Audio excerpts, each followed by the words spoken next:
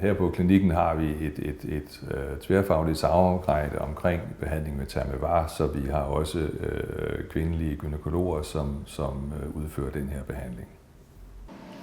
Jeg skal fortælle, hvordan en helt almindelig behandling med Termivart forløber.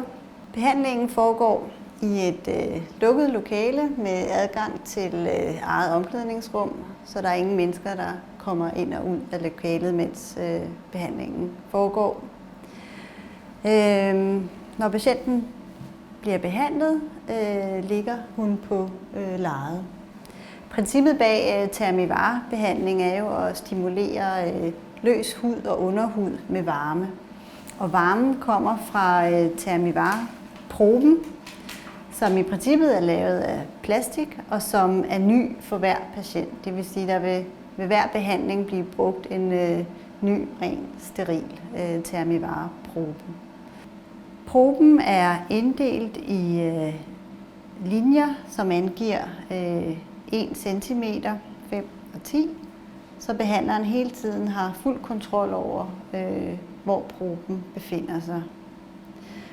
Varmekilden kommer fra et metalfelt bag på proben, og temperaturen bliver styret af maskinen, som bliver forudindstillet af behandleren, og som hele tiden kan reguleres undervejs i behandlingen.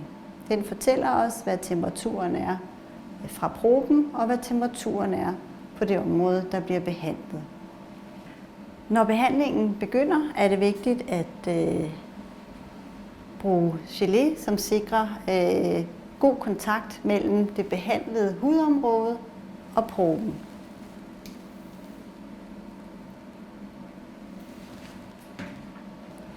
Maskinen bliver styret med en fodpedal, og lydene fortæller os, hvornår behandlingen starter. Varmen fordeles med små cirkulære bevægelser, som sikrer, at varmen fordeles rundt om på hele området. Hvert område bliver behandlet i 6-8 minutter, og en almindelig behandling indbefatter behandling af 4 separate områder.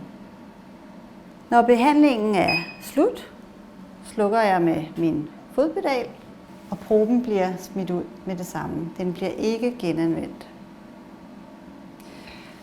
Patienten er efter behandlingen klar til at fortsætte det, der ellers var planlagt, om det så er at gå på arbejde, eller til træning, eller cykle hjem.